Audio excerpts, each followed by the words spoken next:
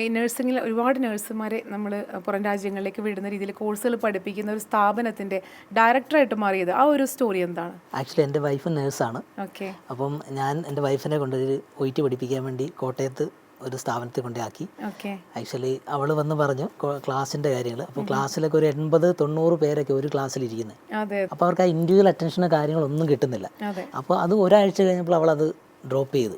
എനിക്ക് പറ്റത്തില്ല എന്നുള്ള രീതിയിലാക്കി. അപ്പോൾ അങ്ങനെ ഞങ്ങൾ ഇരിക്കുന്ന സമയത്താണ് നമുക്കൊന്ന് ഒരെണ്ണം സ്റ്റാർട്ട് ചെയ്താലോ എന്ന് എന്നോട് അവൾ ചോദിച്ചത്. അപ്പോൾ ഞാൻ പറഞ്ഞു ഓക്കെ നമുക്ക് നോക്കാം. അപ്പോൾ എൻ്റെ ഒരു ഫ്രണ്ട് ഉണ്ട്, ആൾ നേഴ്സാണ്. അപ്പോൾ ആളോട് ഞാൻ ഇങ്ങനെ സംസാരിച്ച് കഴിഞ്ഞപ്പോൾ ആൾ പറഞ്ഞു ഓക്കെ നമുക്ക് നോക്കാടാ, നമുക്കൊന്ന് ഇതാക്കാം എന്നുള്ള രീതിയിൽ നോക്കി. ഞങ്ങൾ അങ്ങനെ ഒരു കോട്ടയത്ത് കാരിത്താസ് ജംഗ്ഷൻ തെള്ളകം എന്ന് പറയും, അവിടെ ഒരു ചെറിയൊരു റൂം എടുത്ത് സ്ഥാപനം സ്റ്റാർട്ട് ചെയ്തു. അഡ്മിയ ഇൻ്റർനാഷണൽ അക്കാഡമി എന്ന് പറഞ്ഞ് സ്ഥാപനം സ്റ്റാർട്ട് ചെയ്തു. ഒരു കുഞ്ഞൊരു 150 സ്ക്വയർ ഫീറ്റ് ഉള്ള ഒരു ക്ലാസ് റൂം ഇടാൻ ആദ്യം നമ്മൾ OT ആണ് തുടങ്ങുന്നത്. അത് ഒരു ചെറിയൊരു ക്ലാസ് റൂമും ഒരു ട്യൂട്ടറും